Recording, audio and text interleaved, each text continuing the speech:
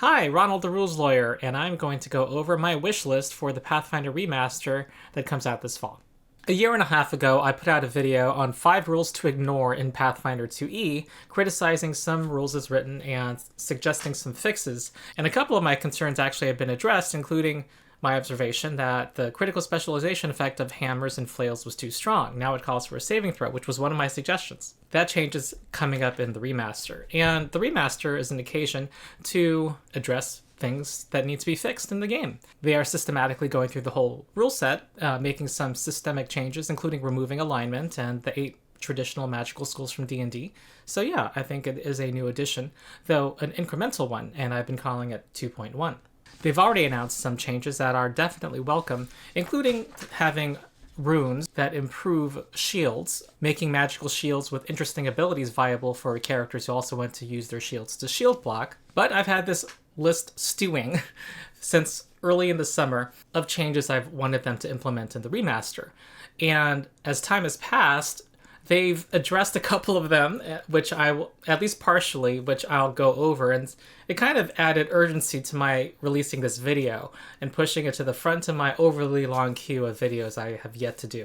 I'm going to go in classic YouTube fashion through 10 things I want changed. Oh, by the way, I put out this video after they already put the final PDFs to the printers, so I guess I'm hoping they can errata things that they don't address yet in the first printing. Number 1, I have wanted them to fix recall knowledge. I put out a video a year and a half ago saying that recall knowledge as written was too vague and that it could be read in a way that was far too weak to make it appealing to players to spend an action, one of their precious 3 actions, on. At the time, there were people who pushed back against my videos who did not want to hear that there could be a flaw to Pathfinder, but I think I helped open a conversation and that won out in the end, because apparently Paizo is announcing, they announced in a recent Twitch stream, that they are going to be providing more concrete guidance on how to adjudicate recall knowledge in our games in the remaster. I'll include a link to this Reddit post that in turn links to the timestamp of the Twitch stream, but basically it explicitly says that the player can ask a question and get that answered, which is similar to one of my suggestions in my video, which people should see, by the way. I would only add that I think it would make sense, one of the commenters to my recall knowledge video suggested this, to allow people who are using investigate as their exploration activity, basically recalling knowledge on their surroundings, for them to have a free recall knowledge as a free action at the start of their turn when combat starts. I think that would be a nice way to buff recall knowledge and incentivize more characters investigating outside of combat. So that was an easy one because Paizo seems to be addressing it partially. Number 2 is to fix the aid action and reaction. Aid is supposed to be the catch-all mechanic to help players work as a team. And as written, it's something you usually don't want to do when you start the game at level 1. How it works is you prepare an action during your turn, you tell the GM how you plan to aid another character. There's some agreement on what check you're making, whether it's a skill check, perception, or an attack roll, or some other statistic. And then when your ally attempts that thing, you, as a reaction, make this roll. And it says that the typical DC is 20, but the GM might adjust this for particularly hard or easy tasks. At level 1, if you decide to be as good as you possibly can be in a skill, let's say athletics, and you give yourself the best strength possible and train in it, you have a +7. Well, you are more likely than not going to fail at helping that ally push open the door or break out of a grapple. And in fact, you have a 15% chance of critically failing and giving them a -1 circumstance penalty. At level 1, which is the hardest level to play in Pathfinder, and when nearly all players first experience Pathfinder, aid is actively telling you that aid is a bad action in a system where teamwork actually is really powerful. Oh, and by the way, I've had some detractors saying, Ronald, it doesn't say the default DC is 20. It says right there that the GM can adjust this however they want. But most GMs are going to read that and read the typical DC as meaning, well, this is what you typically do most of the time. So anyway, as written, they have decided to make this harder at low levels, and that's not right. Additionally, it gets to a point that when you're at high level, you automatically just give a +3 or +4 to somebody, and it's almost guaranteed. In a system where every +1 matters, that is a huge bonus, and there's no tension.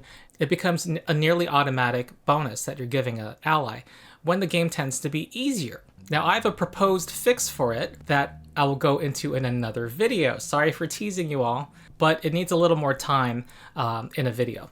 But I'm flagging this now for Paizo to address. Okay, number 3 is to fix the disarm skill action. This is not used much by many players. You have to critically succeed with an athletics skill check to knock an item out of a foe's grasp.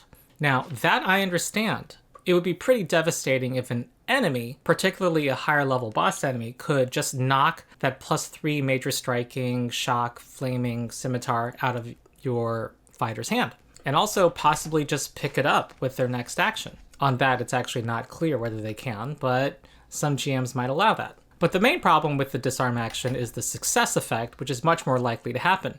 It hardly has any effect. First, it makes other disarm checks more likely with the +2 circumstance bonus. Nice if you can have more than one character attempting this, because the multiple attack penalty applies to your second attempt, so it's much more likely to help an ally disarm the foe. But the other effect is that it gives a -2 circumstance penalty to attacks with the item or other checks, but until the start of that creature's turn.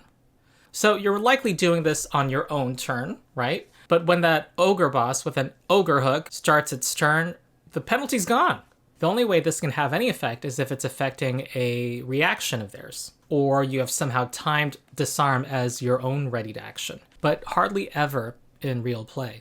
I brought this up in my 5 rules to ignore video. We have not heard any errata. And in the previous stream, we didn't get to far enough in the athletic skills section to see if they had done anything to disarm, but I propose that they give everyone for free what the level 1 swashbuckler feat does, which extends the -2 circumstance penalty to that enemy's attacks to the end of your next turn. And they have to use an interact action to adjust their grip to remove the effect. The next thing is to replace the character sheet. The default character sheet right now is pretty ugly and hurts the eyes and makes the game look very complicated, which we don't want to give that impression to new players. Already, during one of the streams, they revealed that they are going to replace it with a new, much cleaner and friendlier to printer toner cartridges character sheet. So I still have a couple of criticisms though, and maybe this could be addressed. I think it's a little hard to find the important numbers like armor class, hit points. Just compare this to what they did with the beginner box, where they used color to highlight the most important statistics. I don't know why we don't have color on this one. And also, and this has been brought up online, and one of my early requests was that there's no room to write multiple attack bonuses for your weapons. And that is what most people should be doing to save time and play if they're using physical character sheets. This also would encourage new players to do so, who might not automatically think to do so, which would make playing the game easier. I understand that the beginner box has much less that it needs to provide space for. It's designed for the first few levels of play. However, I don't think there is no room for improvement to make this more user-friendly. Number 5 is to do a better job teaching the game. The beginner box does an excellent job. It is a slightly condensed version of the rules in the core rulebook, but its presentation is very straightforward. It's easy to find, for example, what to do if you roll a 20 or a 1. This is the section of the book that describes the rules for doing checks. The headers are clear, information jumps out that you will refer to often in play. Contrast this to the current core rulebook, where everything is buried in paragraphs. In the recent stream on the remaster, they showed a much improved presentation of this information. So that raises my hopes that they're going to do a better job at teaching the game. Also, the sidebar has subcategories, very useful for jumping around the book. However, I do find that Pathfinder 1E as well as 2E, their books kind of fail in presenting examples. When I read through the 3rd edition D&D Player's Handbook, I was surprised by how a lot of times when a new rule is introduced, there's a sentence that gives an example of what's going on in actual play. Whereas Pathfinder 1E and 2E just state rules. I know we already have a large book, and one of the goals of the remaster is to present a player core book that's less bulky. So I understand there's competition for page space. but I think there are selective things that could be done. For example, in the core rulebook right now, one has to read through 4 pages to get all the rules on perception and detection and states of awareness, and it's all presented in paragraphs. And I just think that, okay, to serve my own channel a bit, here's a couple of screenshots from my video on the stealth rules in Pathfinder 2E, where I just think there should be more visualizations that organize the various conditions and show how they're related to each other. And in this example, use a picture to demonstrate what a creature who is hidden looks like to a player character. I just think that there's a better way to present these things that I think even the beginner box could see some improvement in. I just want the information to be more accessible to people who may not be lawyers like me who are used to parsing text. Next is to fix the fascinated condition. There's a number of spells and other acts that can make a creature fascinated, where basically they get a penalty to perception and skill checks, and if they do an action with the concentrate trait, it has to be on the subject of their fascination. One, I don't know if it could be made a little more impactful against creatures that don't need to concentrate, that are just hitting your allies. Maybe that could happen, but this is the main problem I want to point out. The condition ends if a creature uses hostile actions against you or any of your allies. So let's say you fascinate 3 human guards. If one of those guards slaps one of their buddies, that is a hostile action by a creature that ends the fascinated condition for all of them. That's how I read this as written, unless there's something I don't see, but it makes the fascinated condition overall not only weak, but easy to overcome. I don't have a specific fix. Maybe there could be a -1 circumstance penalty to do things that don't involve what you're fascinated by. And I don't know if it'd be too strong if it were to not end when a hostile action is used against one of your allies. I know the designers have a reason for this, I'd like to hear, but it does seem underwhelming. Next, number 7. New players play at level 1, as recommended by me and many others. There's enough to handle in Pathfinder 2E. Your character already feels like it's class, and there's a lot of basics to learn in the system, and you don't want to get too much complexity. However, it's also the hardest levels of play. Your low number of hit points means that a critical hit likely will knock you out and put you at dying 2. And parties usually don't have many healing resources at low levels. You can have a death spiral. And of course, new players are evaluating whether they're going to enjoy this game at this time. Already, Pathfinder suggests variant rules for tables who are looking for different experiences, and they plan to put the very popular free archetype variant in the GM core book. And I'm thinking to myself, if they're willing to do that, why not address one of the most common pain points of learning the system and giving us some official variant rules to make play a little easier at low levels? And I propose a couple of simple fixes. Here's one. Give characters at level 1 the hit points that they would gain if they were level 2. This helps prevent the death spiral. Different tables could give half of that number of hit points as well. Season to taste. Another one is to give them level 2 statistics, but they still are limited to their level 1 feats and abilities. So possibly more hit points, but definitely count them as level 2 for calculating their proficiency bonus for their abilities. However, that does change the math a bit of the game and the encounter balancing system. I kind of like the first one more, but anyway. Also, while I'm here on this topic, if a table uses free archetype, I was exposed to this idea, why not they have that free archetype feat at level 1? It might be more believable that somebody, before adventuring begins, already has some aspects of an archetype instead of suddenly picking it up during adventuring. It also gives a little boost in strength. However, I would have this one caveat: if there's an archetype that makes you expert in a skill, I would delay that benefit until they become level 2. This is simply earning the dedication feat early. It's not a bonus feat. Next is, I've had situations where a heroic character jumps down from a 6-foot height and they fall prone, and they have nothing they can do about it according to the rules. The rules say if you fall over 5 feet, you fall prone and take falling damage, which doesn't seem realistic to me. I am not a superhero, but I can jump from a 6-foot height. So D&D 4th edition actually had a rule for this exact thing. Falling damage was 1d10 for every 10 feet, and if you were trained in acrobatics, you rolled an acrobatics check, and you reduced your falling damage by 1/2 of your result. I wasn't sure if that made complete sense to port over unchanged into Pathfinder 2e. The math of the two systems is different, and also in Pathfinder 2e, calculating falling damage is streamlined. It's just 1/2 rounded down of the number of feet you fell. So I thought characters should be able to use their acrobatic skill if they are trained or better.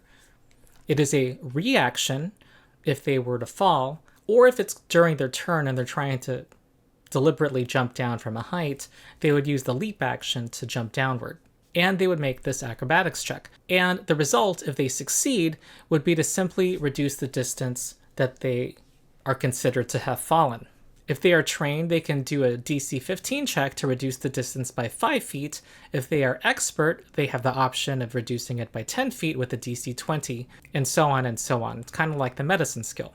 This would stack, by the way, with the catfall feat. Note that as a reaction, it would be competing with the grab and edge reaction. So in that split-second moment, you're going to be choosing whether you're going to take the fall and just reduce the damage or try to hold on. So I think there should be an action like this in the remaster that gives people a choice, something active that they can do instead of falling prone, jumping down from 6 feet.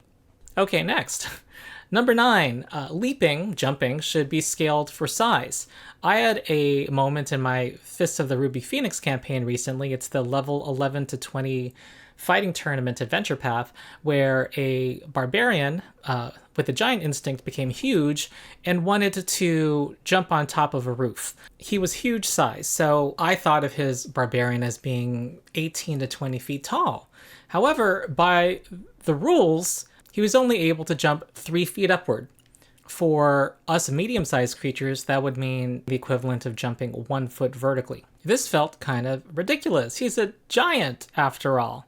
So I basically house ruled something where he was able to spend 2 actions to jump off this smaller building as a step and jump across to the taller roof. But I was basically house ruling something defined in the game, which doesn't care about what size your creature is.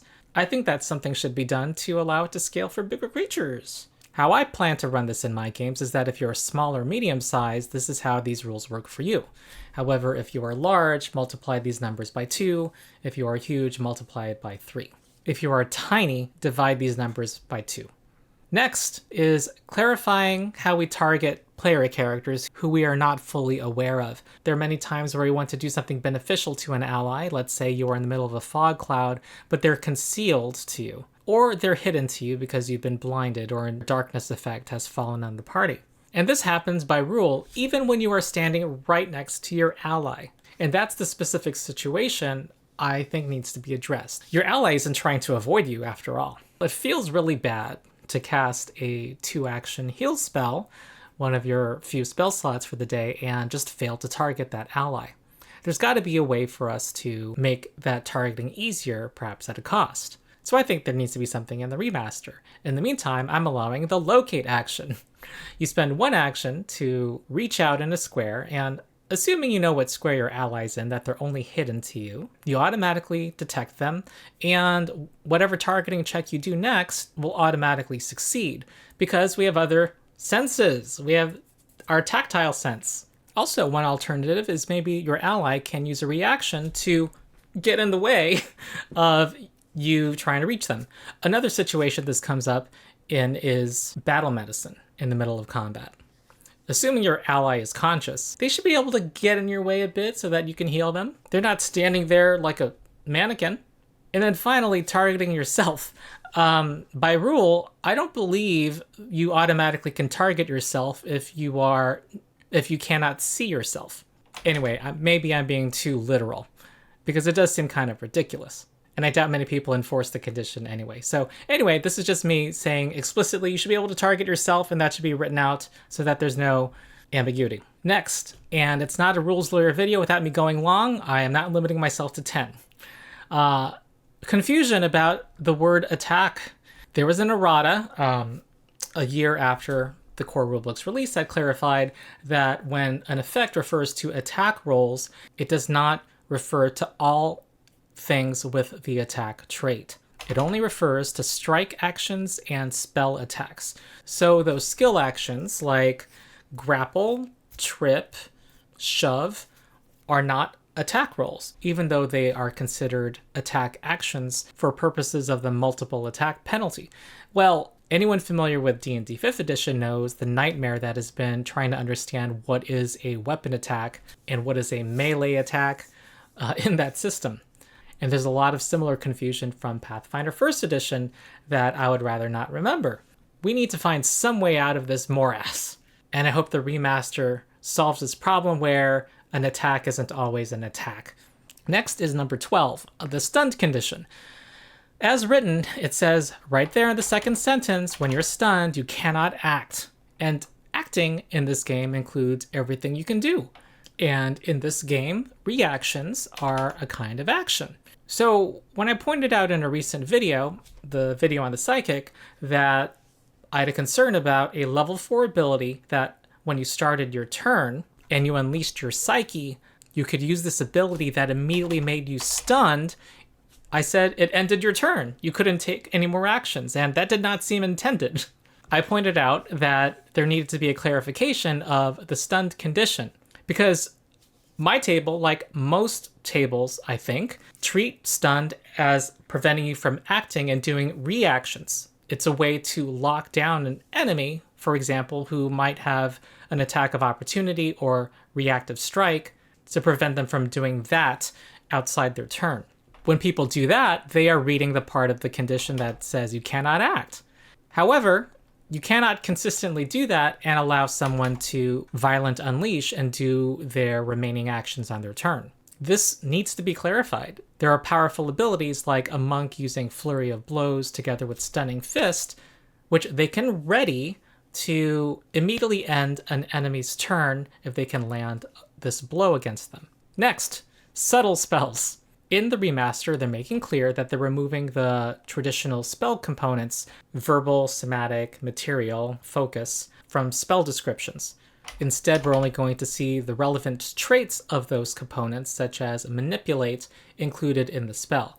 What is unanswered, however, from what we've seen so far, and I hope they can clarify this, is what exactly you're doing when you typically cast a spell that might give away the fact that you're casting a spell. When I cast Suggestion on somebody in a social encounter, do they know that I'm casting Suggestion? Is it apparent to my target or to passersby? Well, in the remaster preview PDF we were given this summer, we were shown a cantrip, Figment, that creates an illusory sound or vision.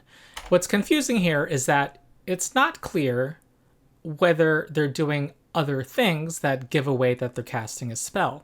We aren't told whether you are talking, and this cantrip from the remaster is to make an illusion.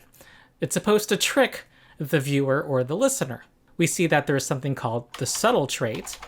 This is a feat from the Animist playtest, hiding its shining runes, sparks of magic, and other manifestations that would usually give away your spellcasting.